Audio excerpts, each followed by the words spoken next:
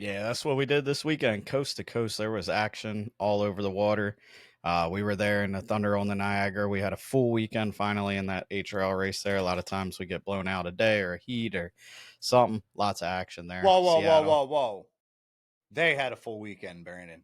Yes, they had a full weekend. I still have not run a final since Madison of last year. I'm getting ultra frustrated here. But yeah, we had everything was a good weekend, and Seattle seemed like they had their normal. We'll talk about that later. We have a guest coming on, Brent Hall. He's a part of the H1 production there. Also has a long history in the sport, going to get his insight. And obviously he's one of those guys trying to become an unlimited driver like a lot of us. So we'll talk to him about all that stuff. But let's kick it off with Tonawanda. We'll go ahead and first off, congratulations to Kyle and Austin for wrapping up the 2.5 stock championship in HRL. Good job, guys. Thank you. Austin was able to keep the streak alive. I didn't put any pressure on him, but I'm sure Mom said you seemed like you were a little worried about it. I'm glad he kept your streaker alive. Bobby couldn't keep mine alive. Bobby actually said that this weekend. Failed. We said it. Dude, I was having flashbacks in that heat before my escape hatch blew off. I'm like, this is exactly like last year. Kent jumped. I'm running him down. Don't hit him. Man, you should just be consistent, right? Yep. That's it. Yeah, just do it again. I think there would have been some words if I hit that boot. Speaking of the escape hatch, how is your legs and everything feeling after that? How's your balls? Yeah, luckily my balls are fine. I've never had so many women ask me about my balls. Carson was starting to get jealous. And men, I mean. But yeah, I have a 7-point harness there, so it's got a crotch belt and 2 side belts, and I think that acted as a cup. But my left leg's really sore, hard to bend, those kind of things. But I think it'll be all right. I'm really pissed that there's no bruising yet, though. So it's obviously all internal. But if it does bruise, it's going to look pretty good, and I will post some Speedo pictures. How was the water? It was kind of hard to tell on stream. Some heats it looked really rough. Some heats didn't look all that rough. Like the there's obviously there's a hole hanging out in the entrance turn, too, for sure. Oh, definitely, yeah. No, the qualifiers weren't horrible. Turn 1 was pretty consistent all weekend of just being massive holes everywhere. Pretty much lane 1 through 3. If you're out in 4, it really wasn't horrible, but when Henderson found a hole. Yeah, that's the one at the entrance insane. too. I seen that video that he shared, and that looked brutal. He has to be sore today. I don't know how that sponsor stayed on that. I don't know how that sponsor stayed on. Must have been glued on better than Grant's. For real. But the finals definitely got rough. Compared to last year, I would say it was a fair bit better. I'd hope it was better than last year's final. Yeah. Especially being up front, being not late to the start. Yeah, not running in the spot. You tried to dump it on, like, coming up for the white flag, though. It's possible. I was launching it quite a bit. Like, after the 3rd or 4th lap and I had a lead, I backed out a bit, but you can't really do that. Yeah. You kind of just got to keep sending it, and you might catch a roller or 2 here and there, but just be ready. Bob and I both thought you dumped it when Owen went over, because they were back in the middle of the pack, and then Tommy said we got a boat over, and the camera panned, and just there's really only 2 boats up there it could have been, and how fast it panned, and it seemed like it went so far. I was like, oh shit. Oh no. I totally thought it was Austin. I'm like, see white boat upside down. When he started panning over, I'm like, there's only 2 boats, Austin and Owen. And he's right. Like, they panned for so long, and I'm like, fuck. And then, like, I see the boat, and I see white, and I'm like, and then I think somehow I see you, like, kind of, like, coast in front of the camera. I'm like, it's not Austin. Yeah. No, I'd like, especially after this weekend, we kind of were doing some stuff with the fin Saturday, and it was really biting on me in the turns. But even with that, I do not think it's totally possible to hook our boat. Like, the amount of times you better knock on wood. It's gonna happen. It's gonna happen. It's gonna happen, dude. But it's gonna take like a 4-foot hole to spin that thing, because it deflects really well. Yeah, it just bounces right out of almost everything. I tried pretty hard in Sorel last year. You can thank Carson for that one. We spent a whole year trying to chase why that boat spun out and learn a lot of things to get that thing right. Yeah. So she took the spin cycle for you. That's all right. Hey, look at Brandon. He spins out. He's spinning out in the middle of the straightaway in the old Jones GP. Yeah, exactly. That thing had a mind of its own. So it looked like there was a lot of really good racing in Tonawanda. I mean, it rough water definitely adds a element to the tight racing. Plus the size of the course always does. But it was good. It was good on live stream. The live stream was spot on again. You know, I'm gonna give praise to both live streams. I'm gonna give praise to both live streams. H1 did a fabulous job. Those guys, that whole crew, they're finally clicking and they're getting it going with the live stream. And you know, HRL, they've been on point for a long time now. And that's HRL with their skeleton crew. From Couch Kennedy, it was real good. I mean, even TJ's camera skills were good. Stream assassin. TJ, I could tell it was TJ off the bat. I'm like, he's turned two. He's turned two. And then, but that was only for like the first like hour. And then after that, TJ got it real quick. And you couldn't tell after that, but both live streams were really good. There's some things that HRL can do better. Some things that H1 can do better, but as they're both growing and both getting better, and it's actually awesome to watch. Like it's like watching NASCAR on TV. It's getting that good from both live streams. Yeah, definitely. I agree with that. It's kind of funny. Obviously, we're there at the race, but now we have a TV set up and have the internet connection, and we'll sit there and like have the live stream on. So if you don't feel like getting up to go watch a heat, you just watch it. It's like watching TV. Sometimes the angles are better. I don't have to walk so far to hear John Tomey on there. I mean, they have the drones. They have both live streams have the drones, so you can't get that view anywhere unless you watch the live stream. So, I mean, that's definitely a really good element that they have. But tight racing at Tonawanda, it was really good. That's all you got. We're gonna bring it up right now.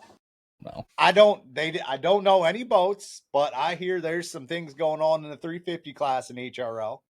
Hopefully, they get that squared away. I mean, I bet you Nicholas Roos is like just watching all the Facebook comments and everyone going on about it. Like you know, he's watching close. I mean, they got to treat this very diligently. They got to treat this delicate, and they got to do due process and figure this out, because you just can't let people cheat. You can't let them cheat. I mean, we have stuff going on in APBA right now with the 350 that I hear there's a protest coming up.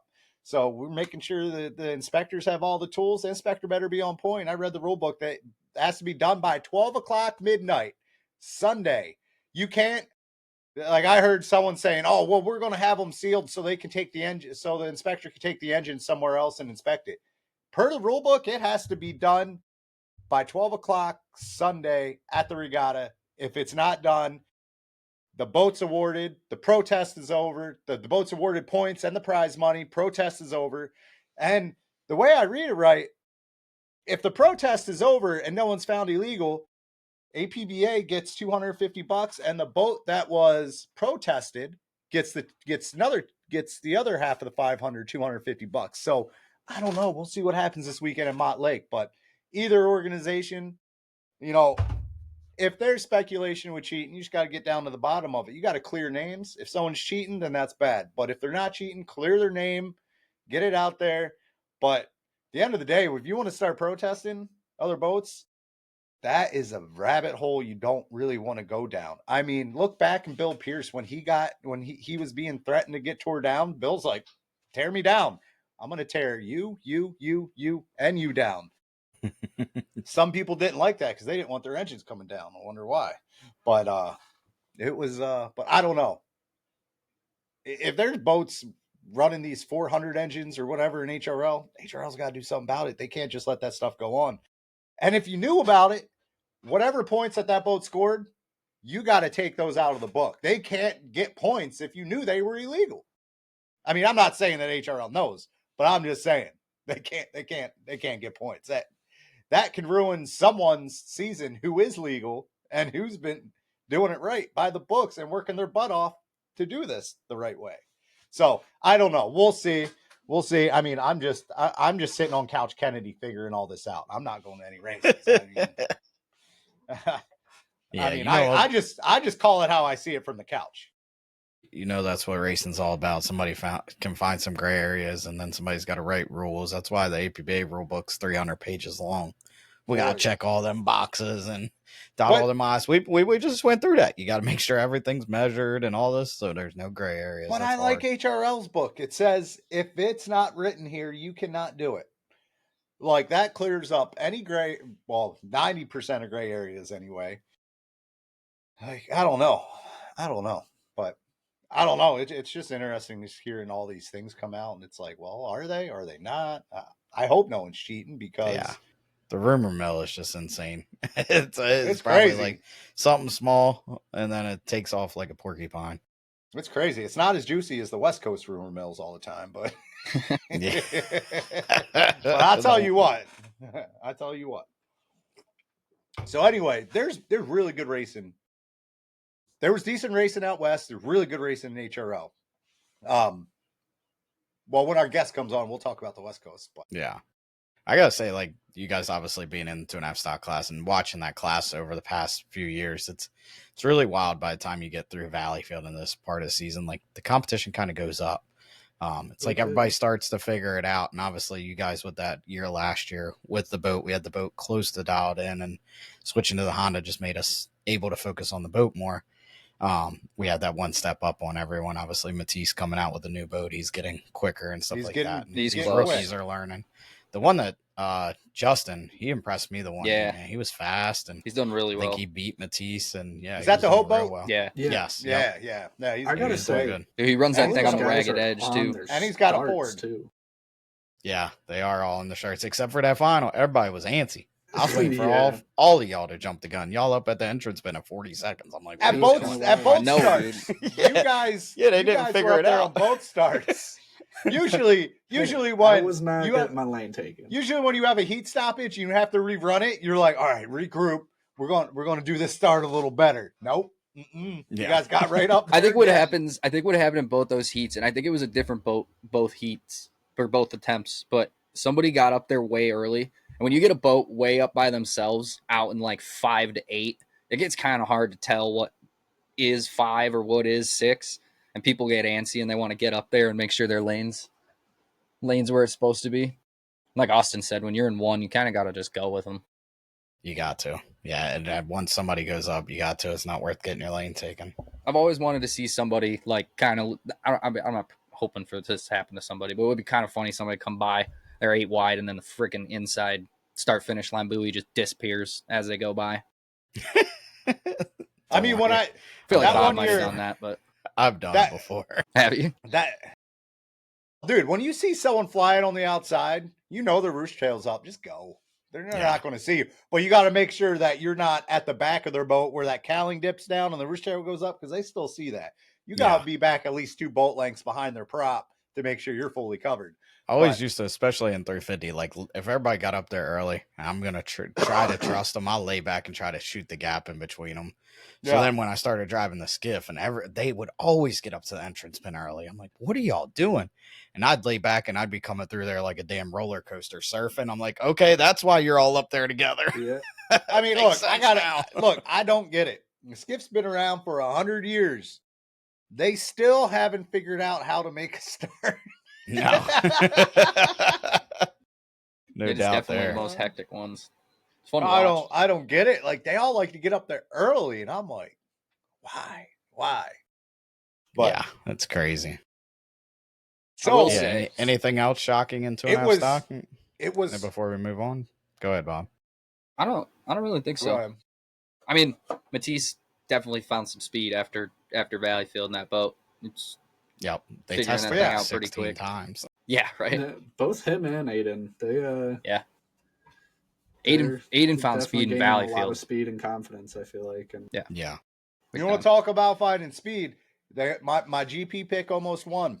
Actually, no, I don't think I picked GP.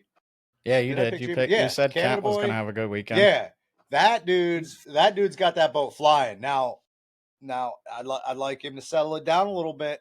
He's carrying that right sponson, and it's not like it pops like you're sponsoring, right? His gets up there and just carries. Carries. It's like, come on, Ken. But yeah, that Canada boy is getting it going, man.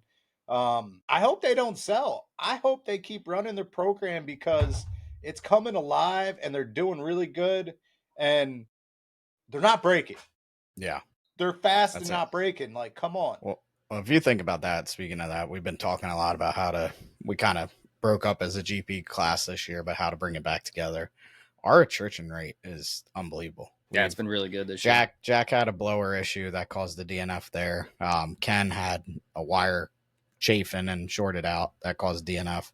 And then I think Brody might have lunged a motor. But other than that, we've only had like 2 motor failures all year on the East Coast at least, which is wild. And then they go out to San Diego and have a bunch of issues. But I mean, or not San Diego, Seattle, and have a bunch of issues with the GPs out there. But as a class, I mean, look at Richards. We'll even take it to the West Coast. Richards Racing last year, they had a ton of motor issues.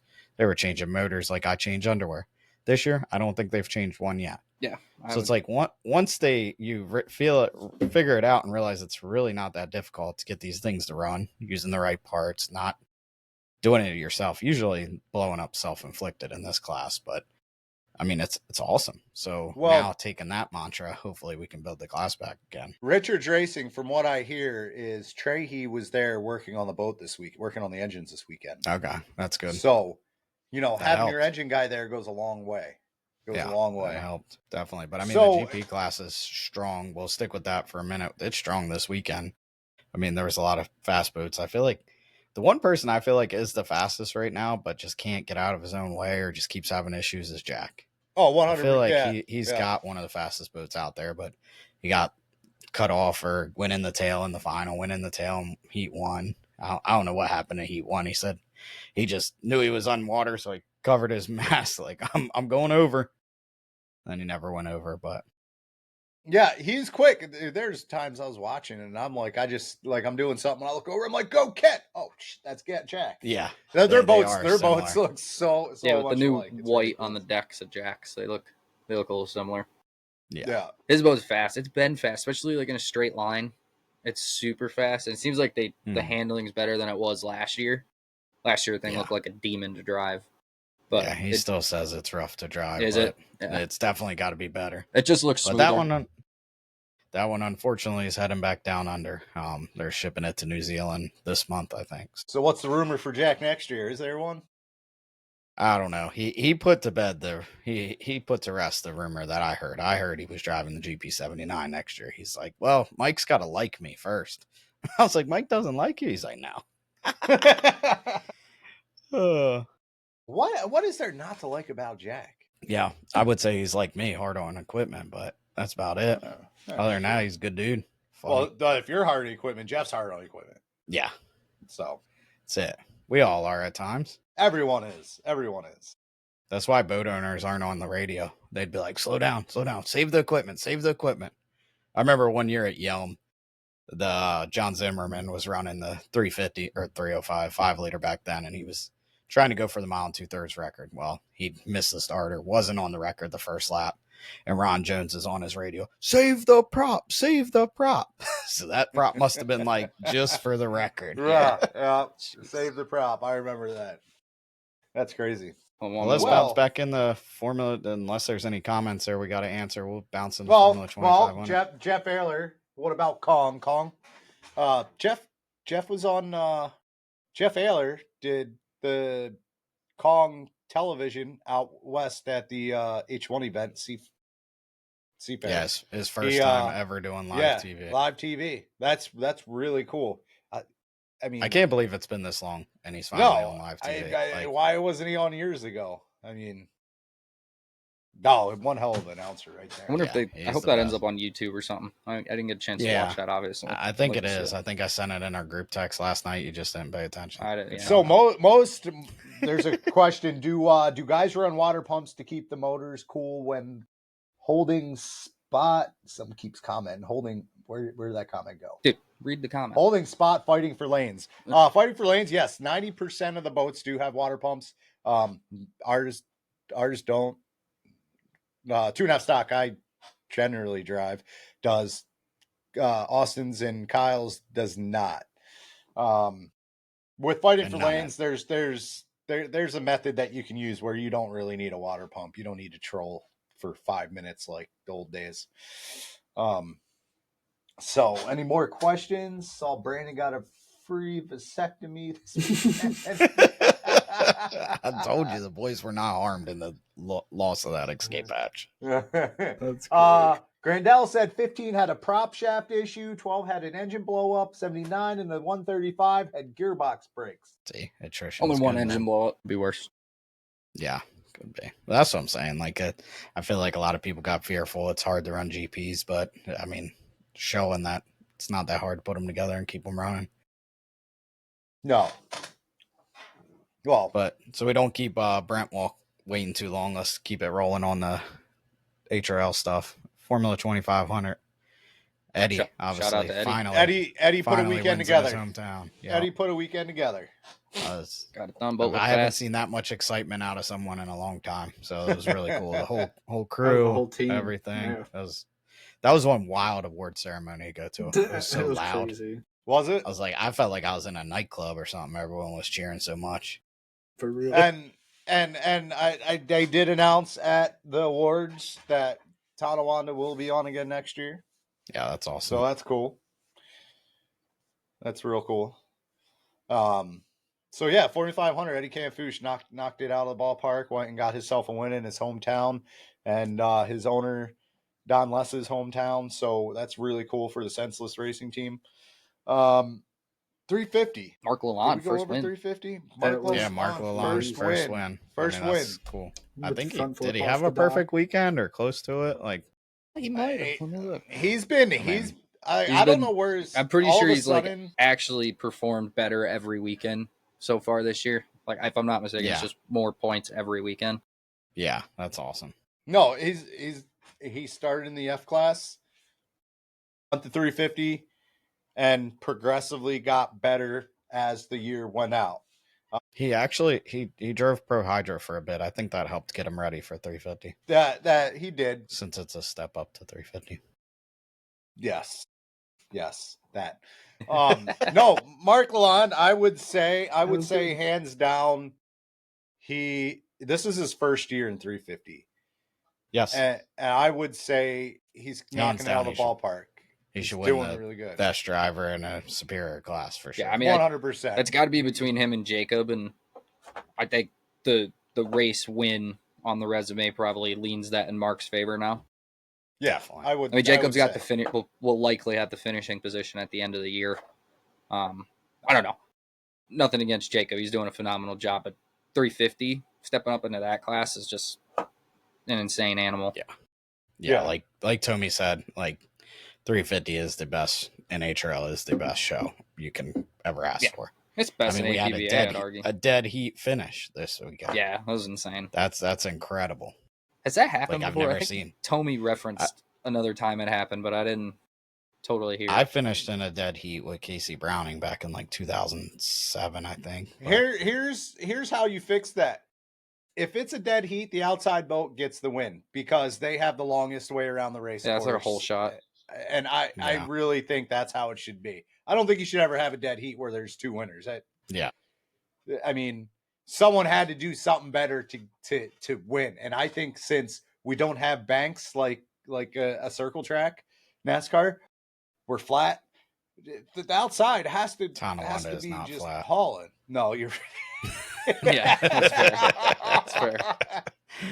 I think the outside boat should win the dead heat. I mean, yeah, could be points them. I think it's one of those ones that's so rare too. Speaking of outside boats, come on, man, they gotta. Hold up, we gotta look at this start in the final. How about we stop and look at the angle that the starting line is on?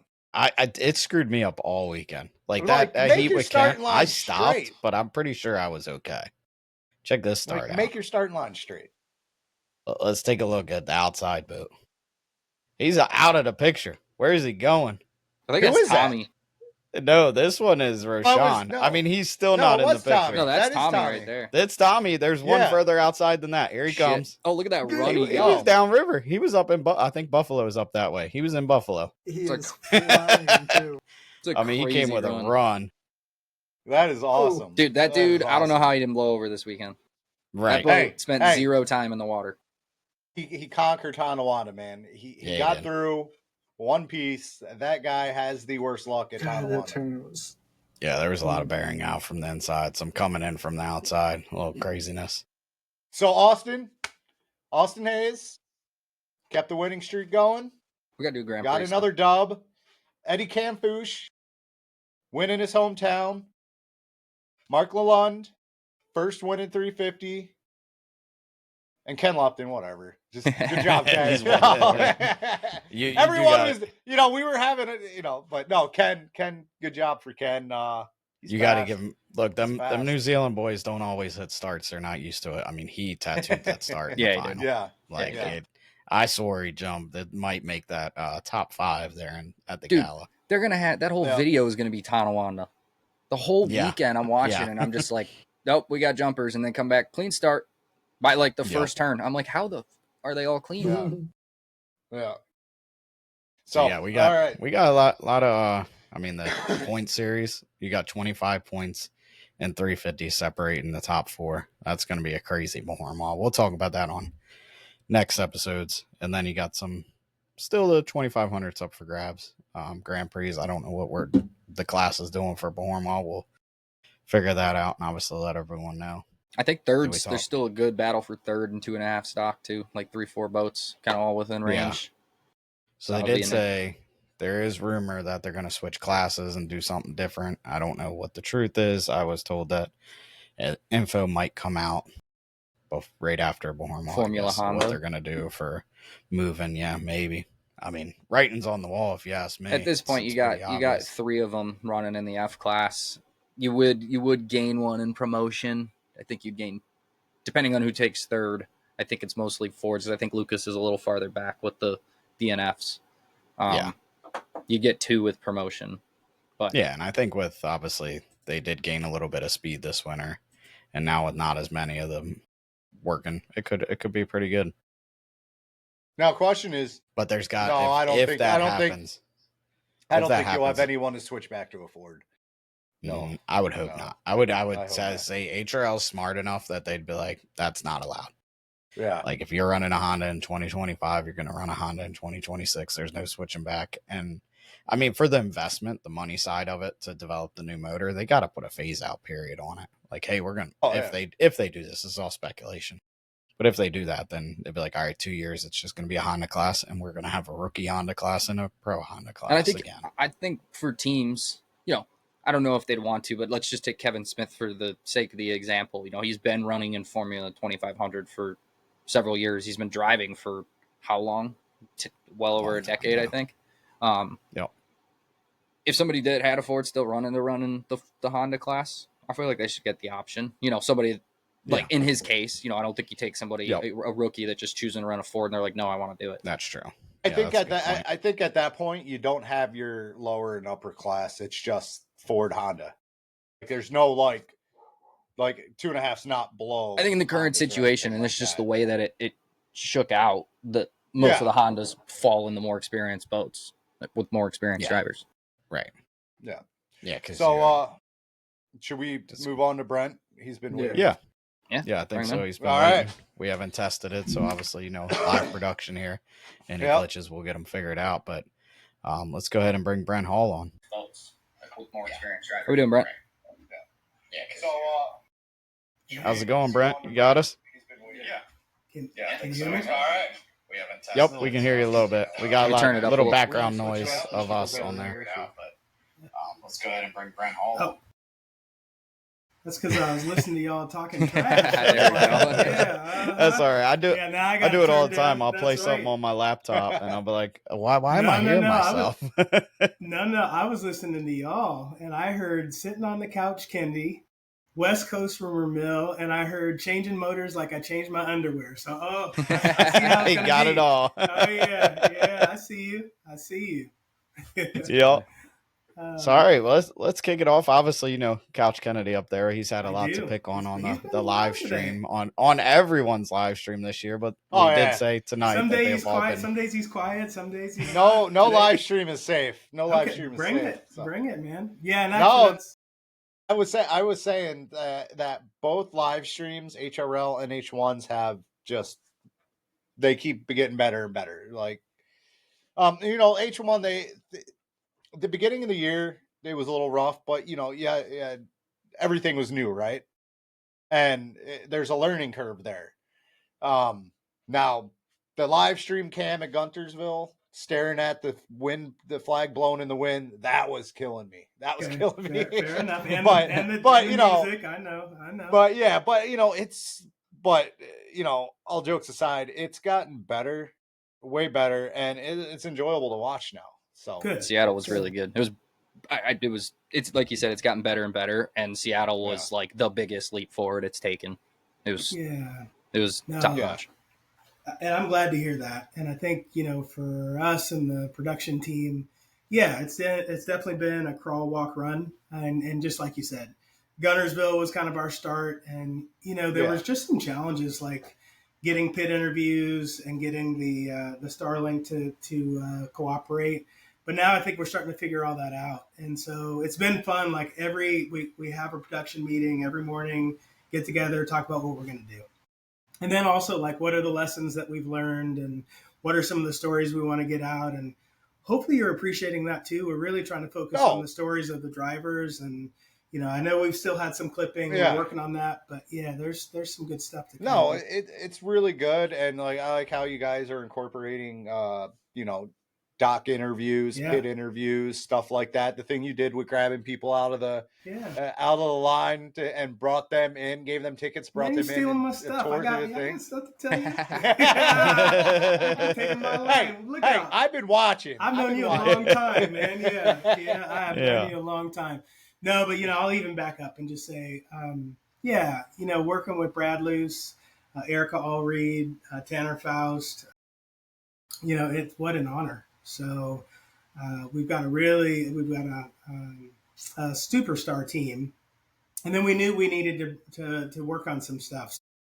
I think about the comparison from Guntersville to Madison, and Madison we were running into some challenges too, but we made a pivot point, and you noticed on Friday we just started bringing people to the desk, and that really opened things up. So, and Janik. She told me, "Hey, be nice." I said, "I'll be nice. I am nice."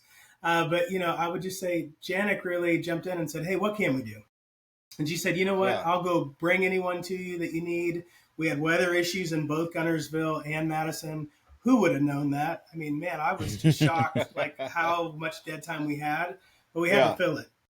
Madison was a real pivotal point, and Janik just. You worked with her. She worked her magic and just started having people come to the desk. And I can still even visualize all the people that came. I mean, man, we had Mark Tate. That was an amazing interview.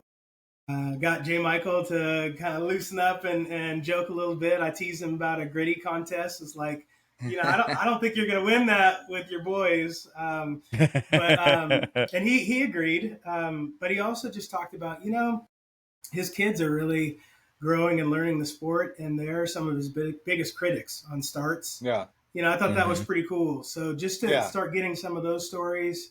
Andrew Tate was fun too, because I learned about Grandma Tate.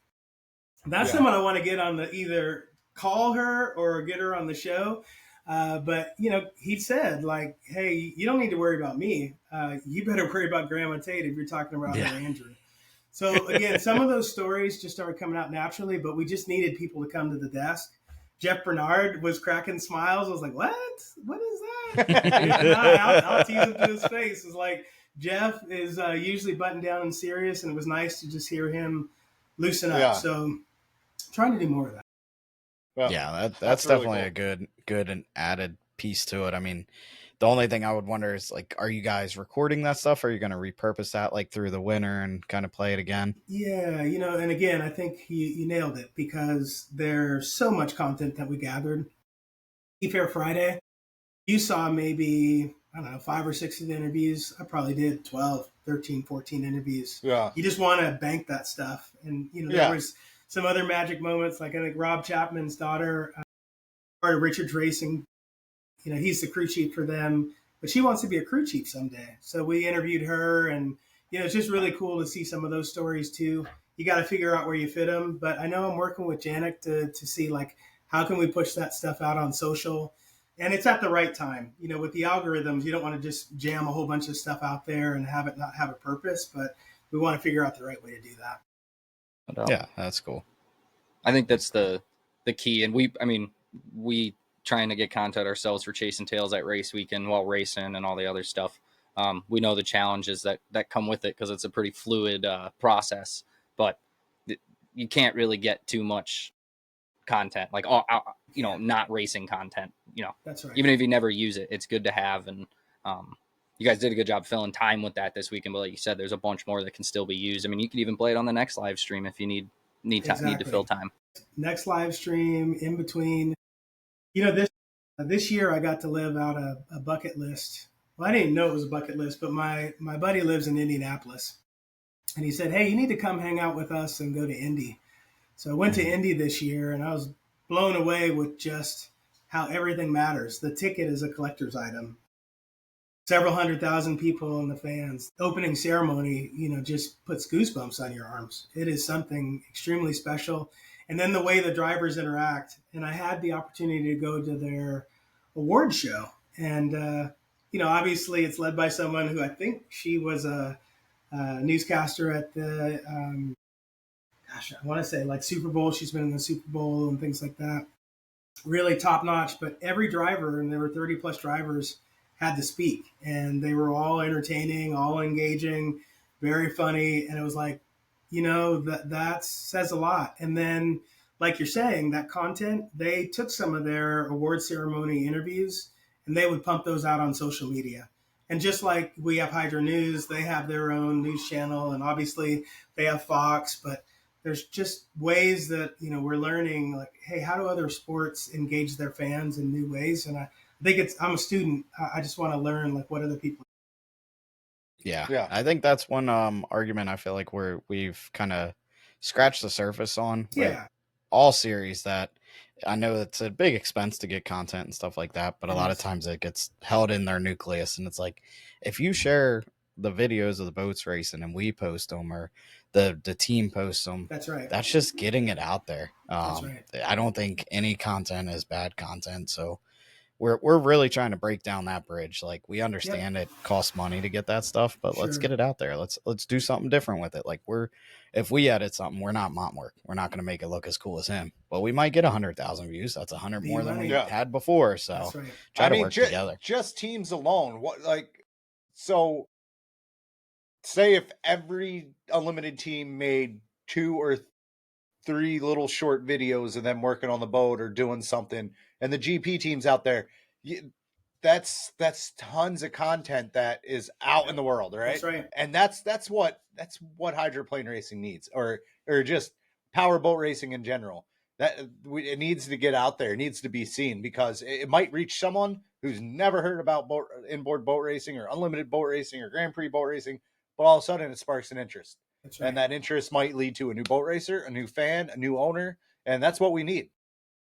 That leads me to one little story, and then we'll get back on track. I posted that video of the kids starting the motor. Everybody loved it. It's got like over 200,000 views, and I had the couple parts companies message me.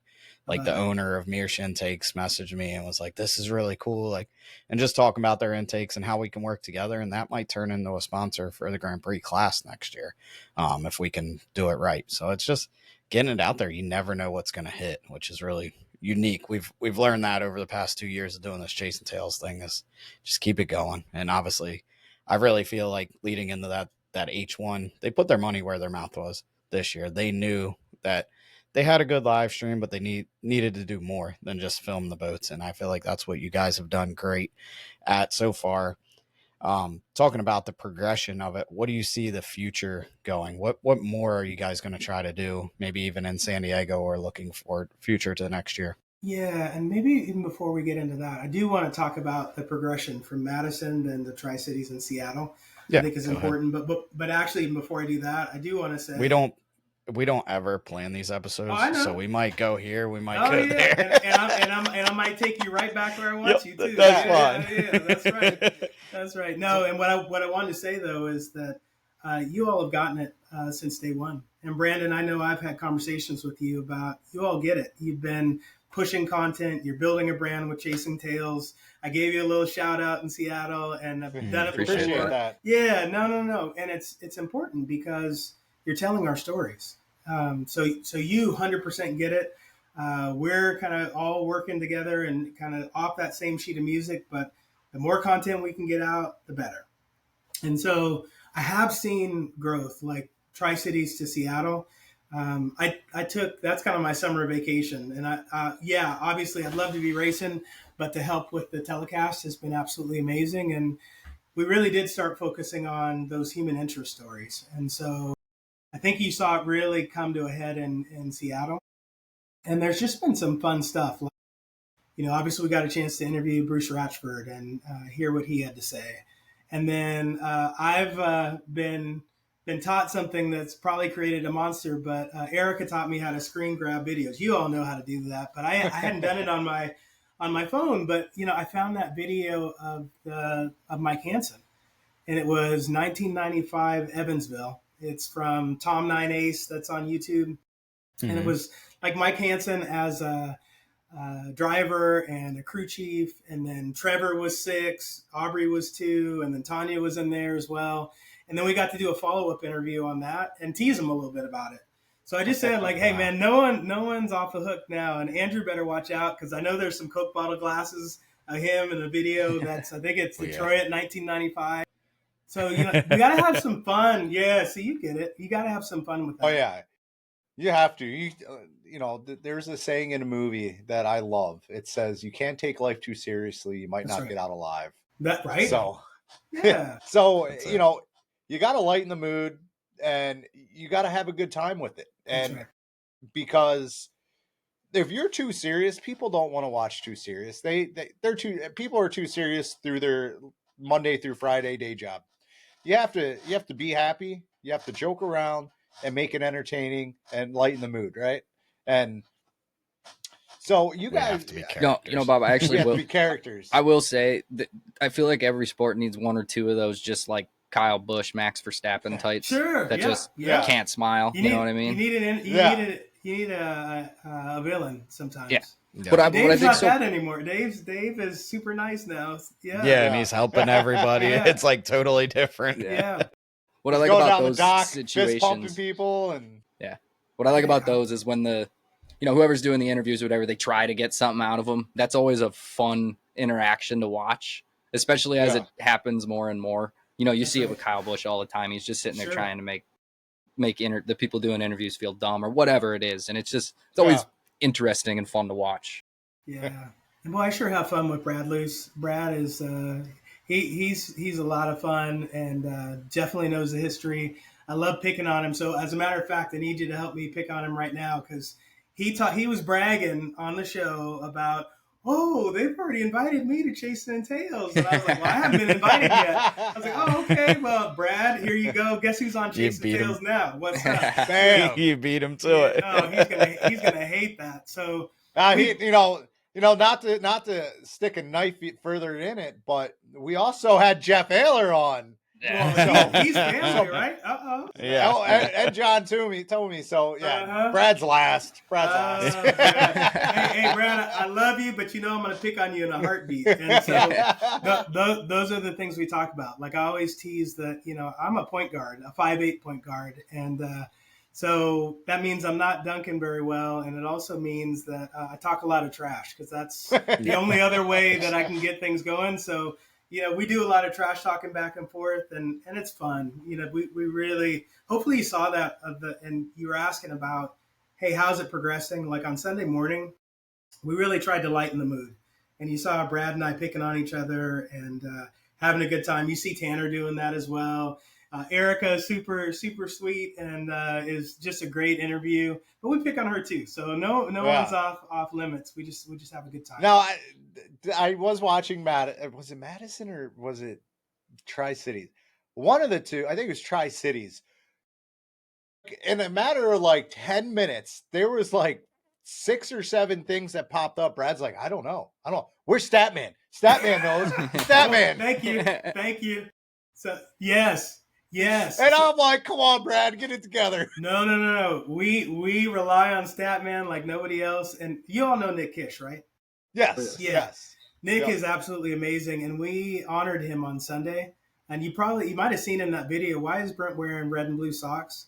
So this is Nick's get up. Every race, he's got red and blue, one red sock, one blue sock. You have to have it on, the right foot or the left foot. There's a certain, and then he's got a wristband, headband, looks like Dr. Detroit. Yep. he's got the gloves, the fingerless gloves. And the man is just an icon, but he really knows his stuff. We're having fun with the pool, like the pick'em pool. And I was last. And so, so I was talking to Brandon, I need to get on you for that. I was last because I picked you, man. I picked you. And as the underdog, I'm like, this underdog, I'm going with the underdog. But I still love you, and I still picked you for the right reasons because I always go with the underdog. But you owe me some points, man. I got you. You owe me some points. Yeah. And then I think you'll see more of that. So you were asking again, like, where's it going to go? We really want to bring the personalities out of the drivers, more human interest stories. May not be quite as heavy as the one that we did. That just blew my mind. Like we weren't expecting that. And let me even talk about that a little bit. So it was just a brainstorm. We said, you know what? It'd be fun to do some kind of interaction, grab 4 passes, walk out to the line and go pick some people and bring them in and do a tour. Okay, that sounds good. We were going to do it Saturday afternoon, but it didn't work. I think timing-wise, we just didn't have the time. So we waited until the morning. It was a little after 8, so the line was starting to build. And then we went out to the line and just brought some cameras. We're like, I don't know how this is going to go. I don't know what I'm going to say, but let's just try it. And so we walked out to the line, and you all both know, like, the people who are early in line, those aren't typically the families and the kids. Those are the diehards. Yeah. So I'm like, yeah. I'm looking, and you'll see it in the video. I'm looking at the line. I'm and then I saw the one family, and then I kept walking. I came back. I kept walking. I'm like, I think it must be them. So we walked over, introduced ourselves, and then, man, it got emotional real quick. She had said that the little girl, her dad had passed away the week before. And, man, it just broke me up. My brother just passed away on the 4th, and we're doing a celebration of life for him. So it was super emotional, but I just kind of wiped my face and said, hey, let's go. We're going to make this an amazing time. And so we walked through the pits and walked into the front of the line. Their minds were blown. They got their stuff set up. And then we took them on a tour. And I think what I'm most proud of that is when we took them on the tour, we didn't tell the drivers anything. None of them knew, but everyone just rolled out the red carpet. And Jeff signed autographs, hey, so sorry. Well, I think they did tell Jeff, but everyone else didn't know. And Rob Graham was there. Jamie did a great job with them. Gunnar did. But then we get to Cool Cat Motorsports and John Shaw. They blew their minds. So, John's like, come on back. And so they kind of open the gates. The kids go in. Everyone shakes their hand and is, just treating them like royalty. And they're just like, wow. And the little girl at the beginning wouldn't even shake my hand, but by the end, she was smiling and so excited. They sat in the boat. We shook the boat like you all do, to make them feel like, hey, I'm in the boat. But man, we made some magic moments that day. That's awesome. I think when we were done with John Shaw and the team, I just told them, I don't think we can get any better than that. I think it's time for you to go enjoy the race. They left with crew shirts. They left with gift bags. And they didn't even know what had happened until they saw the video. So wow, I am just so impressed with that team. And John's really cool. He said, and I'll let you get, but he said, you know what, my game face doesn't go on until I shut the lid.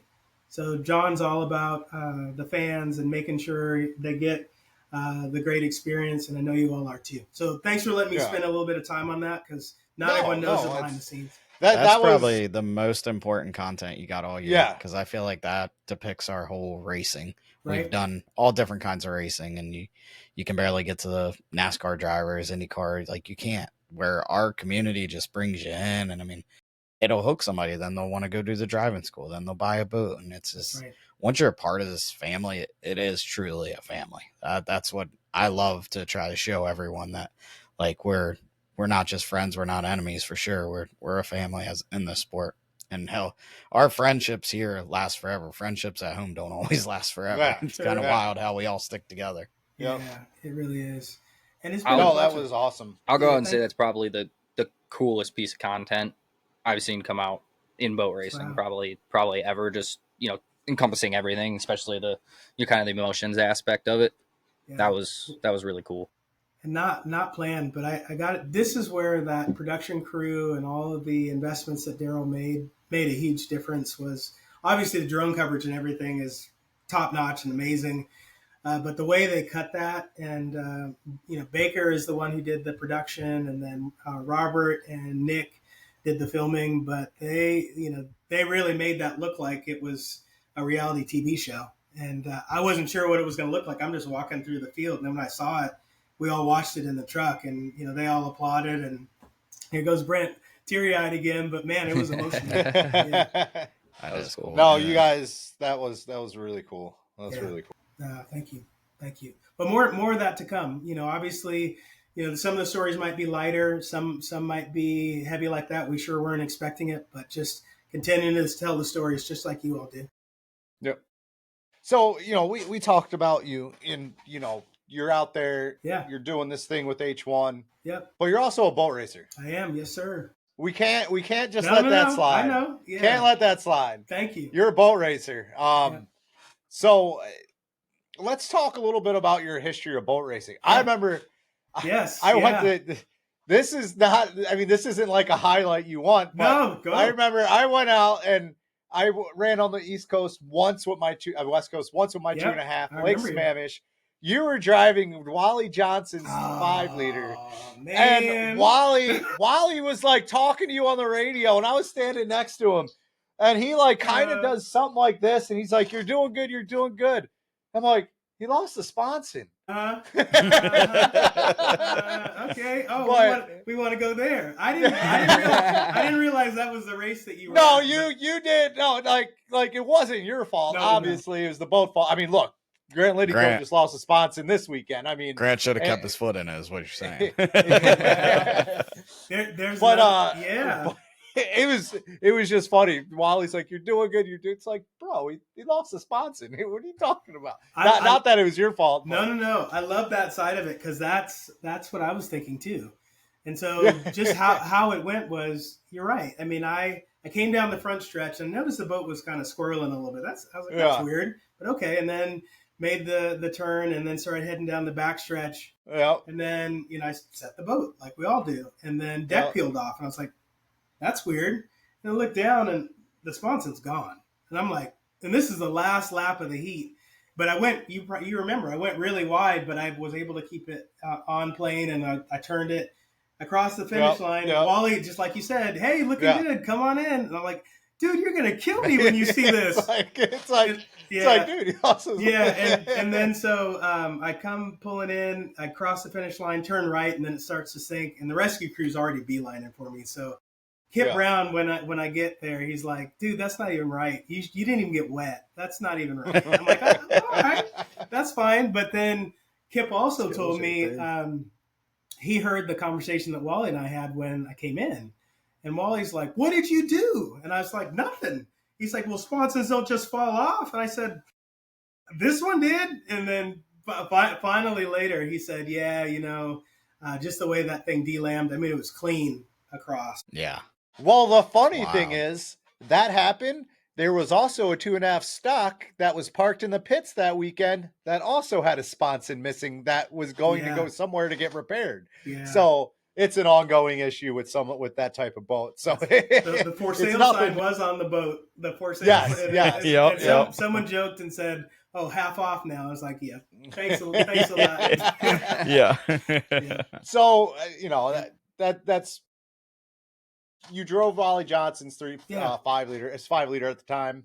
What other classes? I know you dipped in outboard a little bit, and you worked your way up to unlimited. Yeah, I can run it down. So real let's quick. hear it. First, I started with radio control, and I loved it. I never thought I'd get a chance to drive one, though, until I was at Tasting and Racing, and there was a RC demo, and a guy named Skip Young came over, and he said, hey, how'd you like to meet Harold Mills, the first African-American to drive an unlimited light at Seafair? I was like, hey, you don't have to ask me twice, let's go. So he took me over to Harold, and I got to meet him. Harold kind of sized me up, though, and I don't know if any of you know Harold Mills, national champion in 2.5 mod. Mm-hmm. Fred Olson built his boat, and it was pristine, top notch. And he was in the what's the name? R Gang Racing. So he was in that boat, and I got to be on his crew, and they got a third place. It was the first trophy that I'd seen an African American or a black person win. I was like, man, this is awesome. I'll do anything, clean the bolts, you name it. But like I was starting to say is, you get a lot of people who want to help, but sometimes people just talk the talk, but don't really back it up. And I promised myself, hey, if Harold said call it 2, I'd call it 2. If he said clean some dirty bolts or wash the boat down, that's what I did. And I kind of had to prove myself because, again, you get a lot of people who talk and say, I want a boat race, but then aren't willing to put in the work. And I thought really I was just going to be his marketing person. And then he retired that next year. I was like, oh, no. So what I did was I leased a 5-liter from Bud McKay, and that was 2007. Took it out, did a fundraiser for kids at Tasting and Racing, and then I've been doing it ever since. I think it was 2011. I bought my own 2.5 stock. It's the same one that Big Dog owns, now, and decent old boat. But I also knew at that time, and with the know-how that I had, that boat was only going to be third. Every time Brian Haney and Jeff Bernard showed up, I was going to be a half a lap behind. So I did sell that boat, and then I jumped into an unlimited light with Vinny Zadaro, got some time with him. And then, I had the opportunity to test drive an unlimited, and that's kind of a funny story. It's, it was like driving a Ferrari before you're ready, right? But Jeff Campbell reached out and he said, hey, I know you're really good at getting sponsors. Could you help us get sponsors? And I was like, I could, but you all know how much time that takes. And like a 15% cut or whatever isn't necessarily what I was looking for. I wanted seat time, and I just kind of threw one out and said, well, hey, if I can get laps in the boat, I'll do it. And he's like, And so kind of walked away from that. But then he called me back 60 days before Seafair and said, hey, if you think you can still get sponsors, I may be able to get you some time in the boat. I was like, bet, let's do it. So we got sponsors. AT&T was on there. I worked there. I was with, Seattle Home Appliance was another. Les Schwab was another. I joked about this one, but Seattle Suntan was another. Suntan sponsoring their brother. How about that? So we got some really good sponsors on, and I got some laps. But I knew I wasn't ready. And then really, but Brandon, like sometimes you just got to be out there for people to know who you are. And so Scott Baker said, hey, I got someone you need to meet. And he walked me over to Jerry Hopp, who I call Mr. Miyagi. And he introduced us and said, hey, I'd like you to, come, to the shop, and we can talk about maybe you getting some laps in the 15. I was like, sure. Now, why he got the name Mr. Miyagi is when I got to the shop, he handed me the mop and the broom and said, clean up, clean up the shop. Hey, that's exactly what I did. But that was probably like 2012, summer 2012, and that's when I got in the 9, and that's when I got those laps. But then I started driving and sharing seat time with Jerry Hopp, and we did that for 6 or 7 years. Had a son. That's why I went into the outboards. I have a 45 still. And, he started racing and has been racing at Seafair for the last 3 years, but now he's 6 foot, 140 pounds at 14. So he's not in the J anymore. We're going to have to put him in a 5-liter. Yeah. And then maybe to close out, this year, really excited to be driving for John Rifle and the fully loaded team, E226 and Rhonda. They're an amazing family that they've been supporting me, and I've had a chance to drive that boat twice. We were on the podium at the Summer Nationals, so that was fun. And I think I'm still learning what that boat can do. We're playing with canards and spring tension and motors and props, but just glad to be in that boat again. And then obviously 2026, I'd love to get another crack at an unlimited. I was one lap away in the U440. Yeah. But that just adds to the story. Yeah. Yeah. Let's talk about that a little bit. Yeah, sure. With the U440, first off, do your laps still count? Are you still one lap away, or do you have to start it? So that's the interesting thing. Because we were, one of the teams did reach out and say, hey, we'd give you some laps. If it's only 1 or 2 left, we'll throw you in the boat at Seattle. And I was like, man, let's figure it out. But, I knew I needed to check with the H1 officials how it works. Brandon, I know you know this, but they're concurrent. When it's a 2-year roll-off and the laps that I had in Guntersville expired 2 years ago, or expired in Guntersville when that race happened. And then my Tri-Cities laps expired when that race happened. My Seattle race, or my Seattle laps expired when that happened. So really we found out that they were rolling off as we got into this year. So it didn't make sense to take a boat out for a couple laps. It really didn't. But I found that out I think it was Tri-Cities weekend. And so we just kind of said, you know what, time out on extra laps. But I definitely still want to keep my name out there, want to keep, racing. And then from whatever chair, whether it's the seat of an office in an unlimited, or it's the seat of an H1 media person, I'm just here to promote the sport, and you'll see me continue to do that. Pretty much what I hear is they need to do a little bit more cleaning up of that H1 rule book over this offseason. I don't know. We tried to say throw it down the river and start over. Yeah, maybe, but truthfully, if you're in a good boat, and you can do it in 15 minutes. We saw Bobby King jump out in the Graham, right? And he did it in 15 minutes. So, I think it's just getting the right team and the right boat together. Yeah. I know you all know, we did have an announcement about Legacy Racing. We had good intentions, just things weren't coming together fast enough. And, in January, I just realized it was time for me to step down and let someone else take a shot at that. And they're great people, and I sure hope they get the boat on the water. So I've got nothing but positive things for them. We just need as many unlimited boats on the water as we can. For sure. Yeah, and I think we've been talking a lot about that. Obviously, me and Kyle Bipes have been talking more about it, being involved with the Miss Madison thing.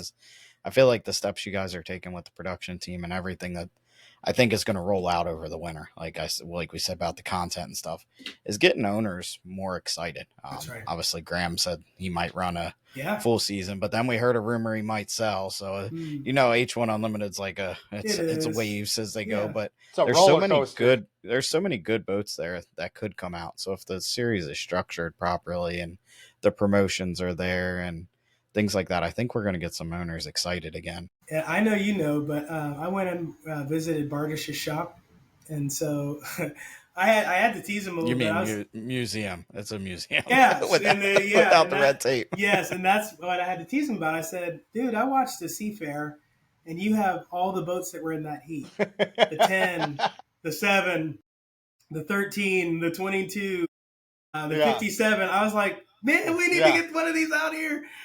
So, Bardish obviously has a lot of boats. Brandon, I'm so proud of you for getting one out and getting it going.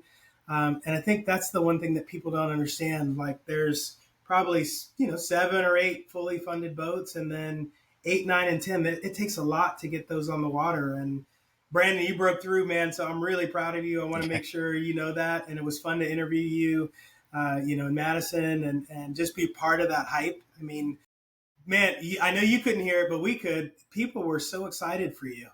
I've never been so nervous to get in a boat versus Friday when we rushed the boat down in the pit area to just get a few laps. And when it lifted off the crane and the cheers, I was like, holy crap. Man. I knew this was a community, but it's really a big deal to them. It was cool. No, it's a part of history. And you know how that town loves their boat, and you're it. So I really wanted to make sure that we talked about that too. Man, I'm so proud of you. One of your biggest cheerleaders on the telecast, and that's why I picked you. Man, that's why I picked you in the pool. So yeah. Hey, I had some tricks up my sleeve for that. I know you did. I know you did.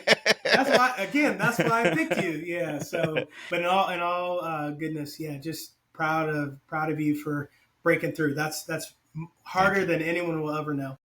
Yeah, it is. I mean, that's one thing, Bobby, like I think it really hit home for me is like our family is 4 generations of great drivers just within our family. And I was the only one so far. And hopefully some Bobby and maybe these other boys get a shot someday, but it's like, wow, it does take a lot to get there. And just to get noticed, like you said, you got to stay out there. I noticed like Dylan Runney's at all the races, just keeping his name in that bucket. But I mean, to me, that's the one thing unlimited owners need to do is open their eyes a bit to other series and see the drivers coming up. I mean, start watching these kids in 2.5 stock. Start breeding those drivers. And couches. Yeah, make sure you're watching the guys on the couches. Hey, I'll tell you, Couch Kennedy is faster than any other couch. I can tell you that. He's got all the strategy getting lane 1 down, so we're good. No, it's funny, Bobby, I was going to tease you at some point. I was like, when I first met you, I was like, man, this guy's pretty smooth, but with a little country. How do you got that mix, man? You got where does that come from? Neck Eminem. Yeah, a little bit. I mean, a little redneck Eminem. Well, let's see. I lived in Delaware. Okay. I lived in Maryland, Florida, and Michigan. All right. So that's all over the place. Toast everywhere. You would earn some weather points with me. Don't lose those. I'm just telling you. Yeah. That's great. So, all right, we have some questions for you. Hold on, Bob. You don't want to put them on the spot? We do. But before we do those, we got to put them on the spot with H1, state of H1. Let's not talk about the production and all that. Yeah. H1, we think maybe is on a rise.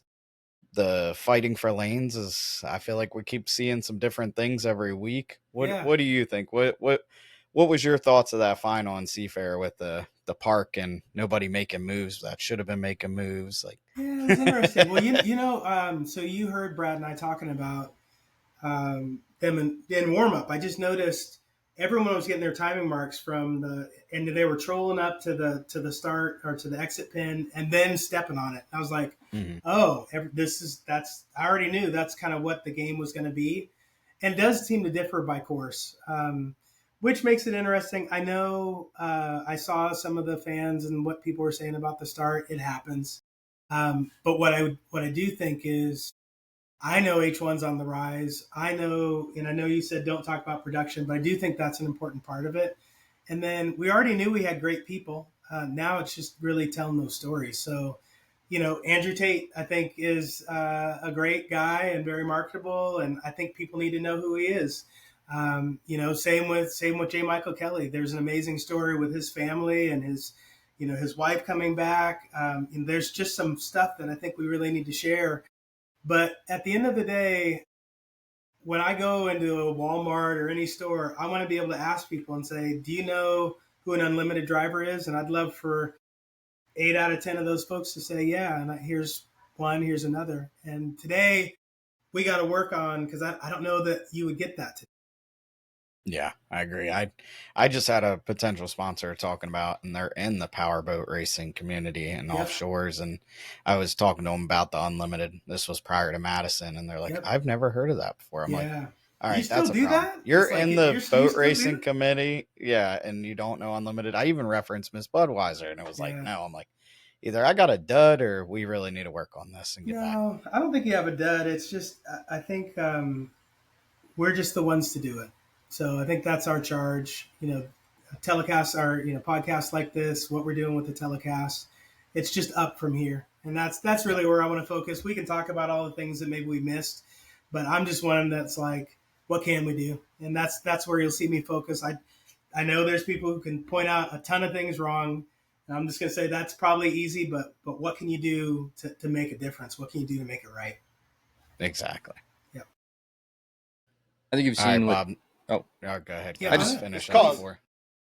Oh, he's getting his questions out. Yeah, you get your questions. Yeah. I think we've seen with several other series, and obviously mostly in the car world, but over time I feel like it's the generations, the newer younger generations are a little different. They're not as hot roddy, so to speak. Yeah. Where motorsports is in itself is as cool to them. They're not as into the vehicles themselves or whatever it may be. But you see with F1, and you got some drivers that don't like it. You see in NASCAR, you got some drivers that don't like it.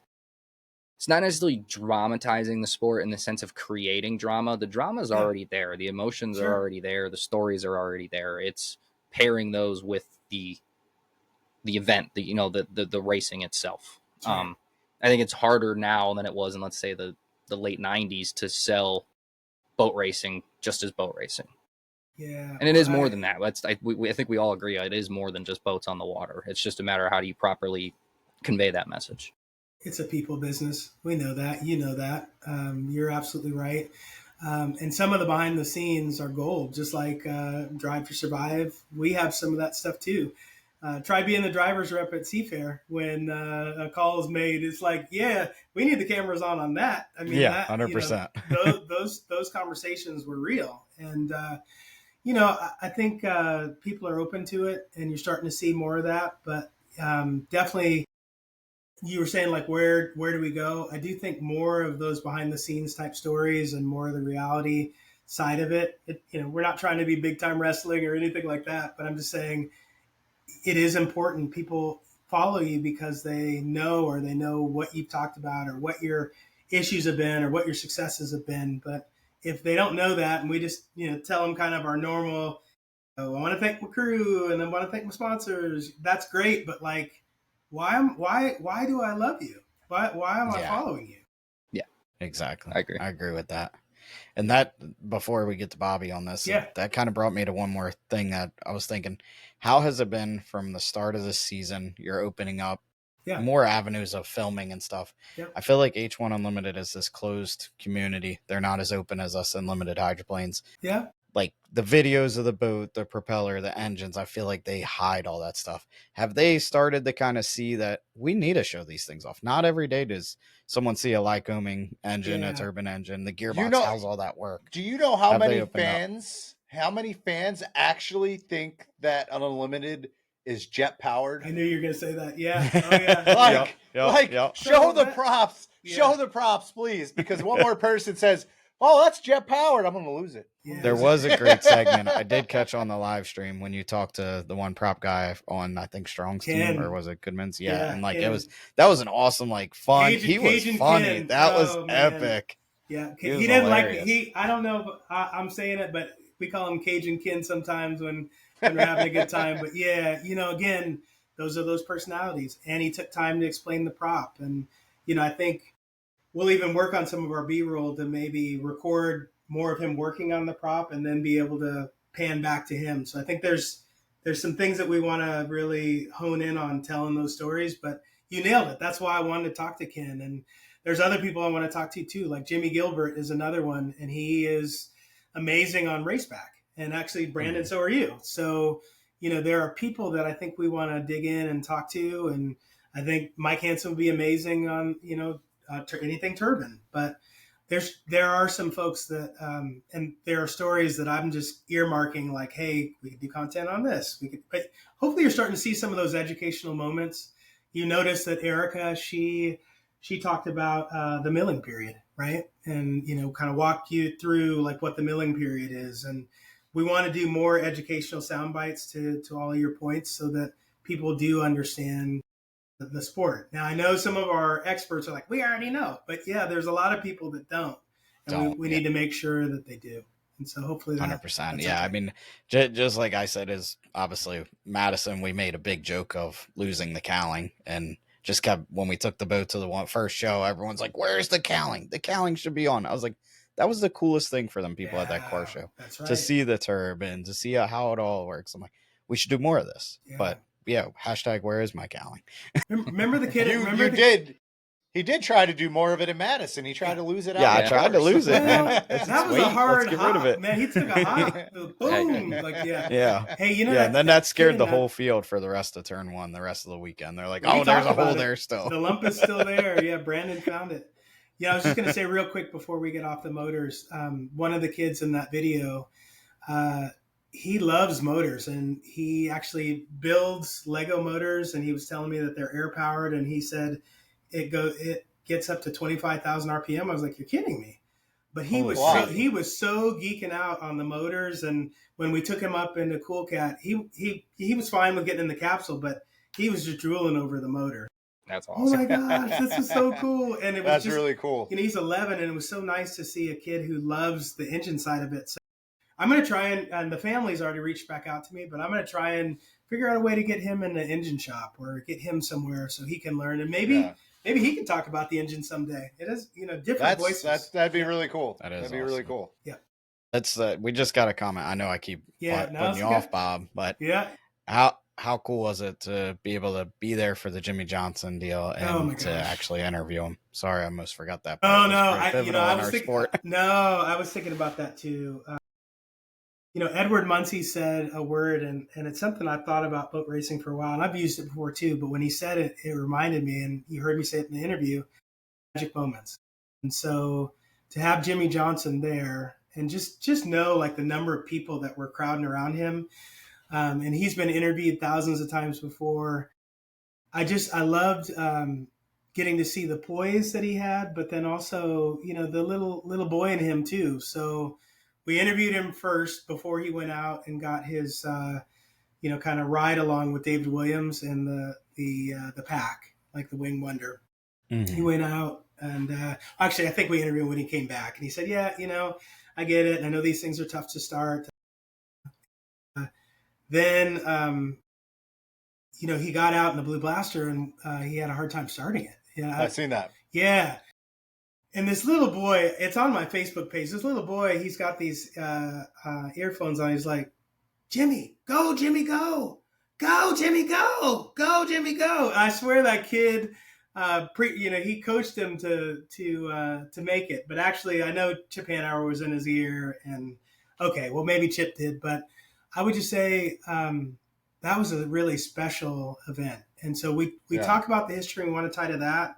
But like you all have been talking about too, we want to make sure we figure out ways to tie to other motorsports, and to have Jimmie Johnson touch one of the most legendary boats in the world and have a history with that boat. That picture of him as a kid sitting on the back of the boat. Man. And then, you know, I had to ask him. So at the end of the final interview, and just know, like, that's a lot of pressure. You know, everyone's sitting there watching you like, man, don't mess up. I hope it goes well. And, you know, I asked him, I said, "Hey, just to close it out, I saw you put your feet in the water. Was that a reenactment of something?" And he said, "Yeah, you know, it was just me kind of reliving that moment as a child and just kind of getting some of those feelings back." And it was really cool to see someone that famous just geek out on the moment, you know, and then watching him with Chip Hanauer kind of passing on knowledge and really helping each other. And then even the interview with Tanner Faust and him, you know, they got to go deep. They both have race cars. And so I'll tell you that was an amazing experience. I'm so glad the Hydroplane Race Boat Museum helped put that together, and that Jimmie came and did it. Yeah, it was. We tried to capture as much as we could on camera, but boy, being there was just extra special. Yeah, that's awesome. It's kind of like the other story you spoke about earlier. It's like, we may never get that exact moment again, but what else can we create from that kind of stuff?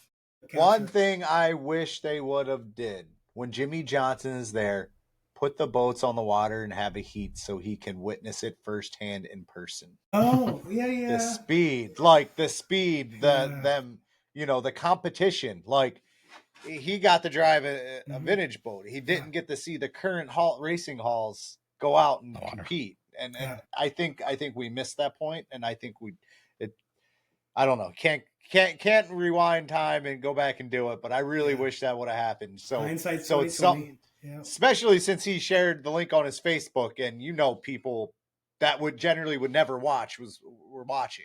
Yeah, well, let me touch on that, because I think he did even say, it might have been in Tanner's interview, and I don't know if it hit the cutting room floor, but he did talk about, like, there are people who've offered to have him come back and do it again. So, like, hopefully this isn't a one and done. And really, I think at that point, then you're talking turbines. This was just a chance for him to live out that childhood dream. And, you know, it's a bucket list thing for him, but I could see in his eyes, he really enjoyed it. So I wouldn't be surprised to see him be back, you know, coming hanging out with the turbine team. Don't know how far he'd go. I'm not saying Brent doesn't know anything. I don't know. Get the guy in a current boat. Let's get him on the water. You know what he did? Someone can make that phone call. You know what he did probably see that day and probably really had liked because it's more at home for him. Grand Prix. Well, did you catch what he said? I said, wow, I mean, you look like you've been driving it for years. And he was super smart. They told him what the RPM range was where they wanted him to be. And then he just started asking some questions. He said like, well, he figured out where the max is for, vintage boat. And then he said, well, then I pinned it there. And so that's why his laps look so good. Yeah. His rooster tail was amazing. I was like, wow, he looks really good.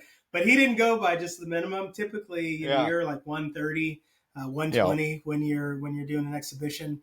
But when David got out, I said, hey, David, what do you think the top speed was? And he said, about 40. 140. Yeah. I was like, that's fast. I think that first time on the front stretch when Jimmie like stepped on it and really hit that max, I don't think David was expecting it. No. It took him a second to get going too. Wait, whoa, what? He took off on him. Yeah. That's awesome. Yeah, it was funny. That's great. All right, Bobby. All right, Bobby. we're moving on to these. This is the speed round, or what is this? Yeah, okay. speed round. It's rapid fire. Rapid fire. Okay. Is it one so word? I'll just ask you. No, it doesn't have to be one word. Just don't make it into a story. Okay. All right. Is he saying I'm making stories up? No, we did. No, we do have people that make long stories. We've had some people that it's like I ask them a question and it's like 5 minutes later they're still on it. Okay. Steve David was the best. What's your favorite boat drive? All of them. All of them. Like, thanks, bud. All right. So, favorite class you've driven? Well, testing unlimited, and then Grand Prix for competition. All right. What's your biggest fear? Snakes and sharks.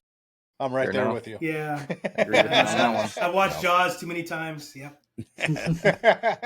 What's your favorite, Bobby? Yeah, right. All right. Thanks, man. What's your favorite race course? Seattle, because I grew up there. But boy, I didn't realize how great Tri-Cities is, how close you are, and I still need to see Detroit. So we'll be back there next year, right? Yeah, that's appetizer. Appetizer. Appetizer. Hot wings or potato skins? Hot wings, and hotter the better. Yes. What's your favorite part about boat racing? People. Yeah, we've got great people, and that includes the fans, like bringing them in. Yep. All right, I think you kind of already answered this, but the favorite boat you've driven? Right now, I'd say the 440 was fun in Guntersville. Yeah, man, those big corners. It was like driving a Cadillac. It was really clean. Tri-Cities was a lot different, but to be at that level and start pushing it a little bit. But, yeah, 440. Okay, so for unlimited stuff going on right now, would you rather see the 80-mile-per-hour roll come back, or no 80-mile-per-hour roll? Or go with sign lanes. Yeah, man. How about a mix? Just mix it up throughout the season. Yeah. And whichever one has the best show. I don't hate that. No, maybe it's even a draw for we're gonna pull out. Oh, it looks like it's assigned lanes today. Oh, it looks like it's. One of the things that I'm starting to go into a story, but sorry. No, it's fine. We can go off on this tangent. I was just gonna say that. The true drivers, like I remember interviewing J. Michael. They like different challenges too. Like, and especially he never has the fastest boat. So to kind of mix it up, and it's his driving ability that has to get him there. I do think, being able to kind of mix things up and change it, that might be interesting. I have liked, on HRL, the shorter course and the assigned lanes, man, it's competitive. And I know you all have talked about that here on Chasing Tails. So that's kind of interesting. But I do like the fight for lanes when it goes well. But there are times when it doesn't. Yep. All right. So your favorite racing moment that you've had? Can I give a racing moment and then another? Yeah, go ahead. Yeah. Racing moment, and it does still go back to the 440 because it's to quote Kobe Bryant, job not finished. To get the laps and be like one away. I'm really proud of that, and I'm proud of the way I came out of the boat. Like, everyone I could have been throwing my helmet or acting a fool, but I knew the cameras were on me, and that just wasn't the time. And the way I handled myself in that situation, even though it didn't go the way I wanted, built so many more fans for me and bucket list racing and the 440. So I'm proud of the way I handled that. And then I would say this weekend from outside the boat, the human interest story with the kids and bringing the tickets. That I'm super proud of that, and That's awesome. I hope others get to watch that. That is a good one to be proud of. All right, do you work out, bro? I do, bro. You see that, bro? I see it behind you. You see that? Hey, come on now. Here. Hey, Eddie Camfouche has a bike behind him when he's on. But Eddie Camfouche does not use it. Yeah. No, truly, I have been working out quite a bit more, trying to eat less. Man, I love good food, and I love gummy bears or sweets. So yeah, but no, workout's important, especially the older you get. I eat my licorice on the way home every bread day, licorice. So. Yeah, red vines? I eat all type of licorice. I like red vines, but also there's like some Amish company that makes this.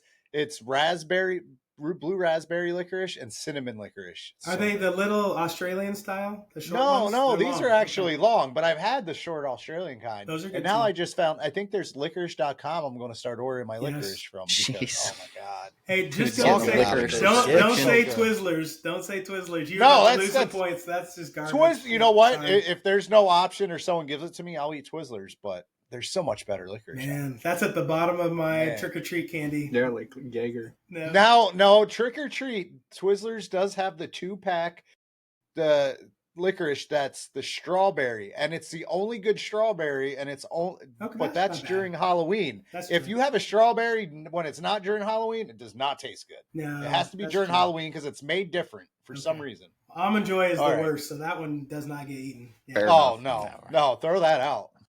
All right, so I got a few more questions. Get it.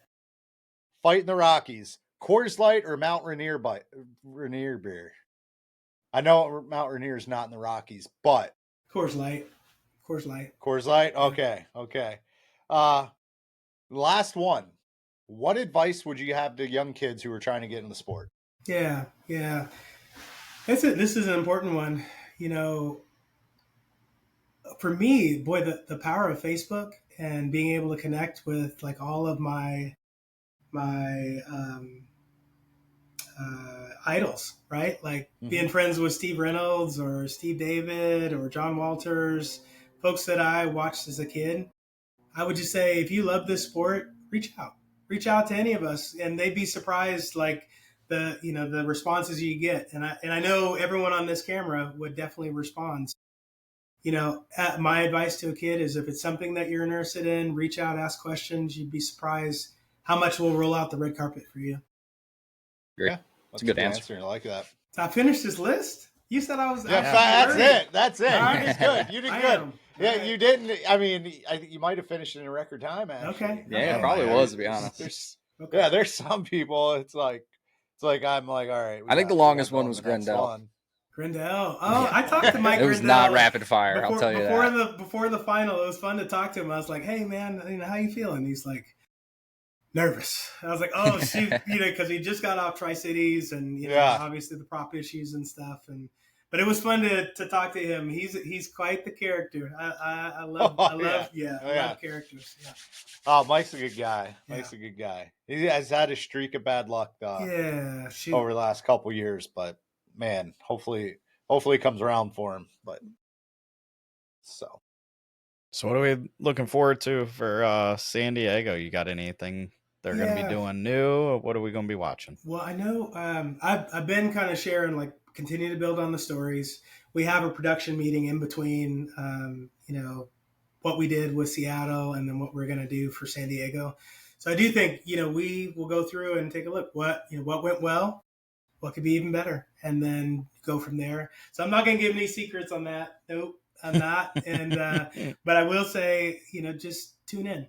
We really appreciate the fan support. We're starting to see, thousands of people in there at one time, which is good.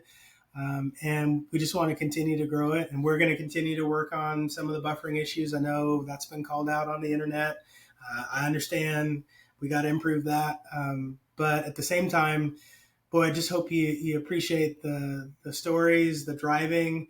I think the racing has been even better. So just some good stuff. And, Andrew Tate's kicking butt, but I know everyone's still gunning for it. It was super close at the start of Seattle. Yeah. Had some, some things that we didn't expect. And then now Andrew's a little bit further ahead, but, San Diego's a fast race course. So, boy, just, for the fans, don't miss it. And the saltwater fighting for lanes is going to be different. I got to say, I can take the buffering because, you guys cannot control that. What I cannot take is trying to watch a start on the HRL live stream and then all of a sudden it going to a commercial. Oh, yeah, it's the worst part of YouTube. It happened like a weird amount of times this weekend. It did. And I'm like, are you kidding me? I'm like, I don't know if everyone's getting commercials the same time I am, but it's at the worst moment. Yeah, we can pay to remove that. That was one of the things I was. Oh, really? YouTube, can you? YouTube Premium does no ads. Oh, well, I was wondering, the ad piece and like how much do we get? And for me, and this might be something we'll be talking about, but I was watching some old videos, and there's a lot of marketing that was happening in those 95 videos where they were selling t-shirts or hey, get your Strong Racing t-shirt, or but now that was like a telephone number and an address. Now it's like just go to the website or put the QR code up. So scan this. I would love for us to I'm not saying that's San Diego, but I would love for us to figure out ways to market on the broadcast as well and point to and get, hey, you want your shirt, but you're in Anchorage, Alaska. Well, here's where you can order it. So. Exactly. Yep. 100%. I think I brought this up probably episodes ago and probably need to touch it more. I think H1, APBA, HRL all need to do this with their live stream. And just social media is tell people how to get involved or get into racing. I think that rather than just getting us out there, we also need to work on getting people into the sport, getting owners, drivers, crew, not just fans, volunteers. Yeah. We always looking for divers. Divers, rescue. If you watch a live stream or you go to a race, there is virtually zero information on how to get involved out there. And I think that's something that we need to change. Just not just on live stream, but at a race, have a billboard set up. Yep. Have a list of boats that are for sale, a list of numbers. If here's your local club to this race or this region, or here's your APBA website, go to that. We need to get that information out there. Spot on. That's a good reminder. Every once in a while it comes up, but probably not enough because we need new fans. We need new racers that are fans. But you started as a fan first, and then it's like, oh, I can do that. That's how I got into radio control. I went to Seafair, and they were doing radio control, and they had their little pamphlet of like, here's how you get involved. And I was like, cool. But we got QR codes, we got technology. There's so many ways we can do it. They can see videos of them running. Yeah. I had never seen another one run until I bought my own. So wow. I'm about to go to the local drag strip and be like, guys, you want to do a real sport where you actually turn?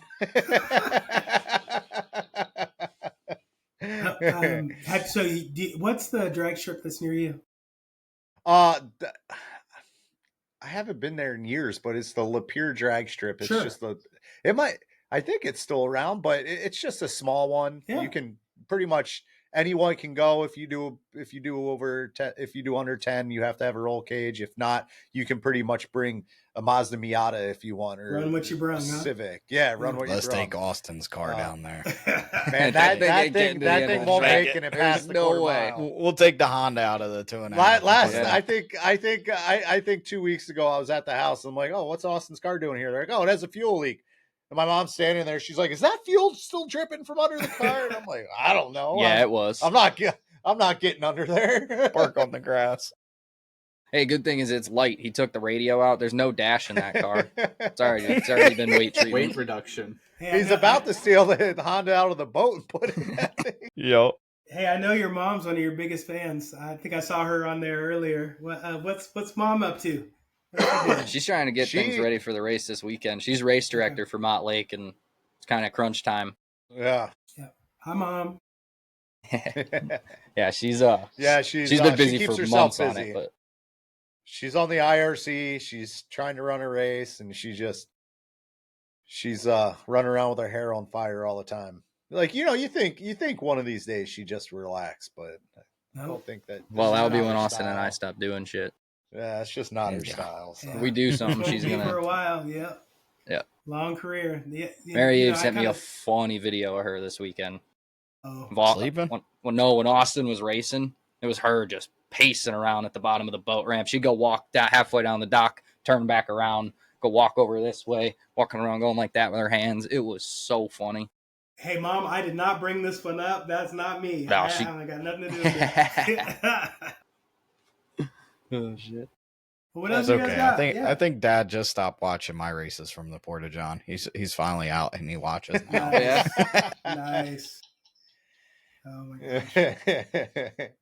But yeah, I think we're at that point of the episode, Brent. We appreciate having you on. Do you have any closing thoughts? I think you've hit on pretty much everything, but if you have anything you want to add, now's the time. We already know at San Diego you're going to be giving jabs to Brad Luce that you're on the podcast. Oh, thank you. Yeah, we'll make sure he's not on till after San Diego. Yeah, we'll wait. We'll wait. We'll give you that moment. Yeah. No, I think I would just close with this. Just thank you. It's been fun. It's like we're sitting all in the same room and just having a conversation, hanging out as boys. And I hope the fans enjoyed the conversation and some of the behind the scenes. This is family, and I appreciate you very much. Well, we appreciate you coming on. Yeah, my Thank pleasure. you. And that wraps it up for us, guys. This is episode 59 of Chasing Tails. Thanks for watching. See you guys. See ya. Thank you. Brent. You bet.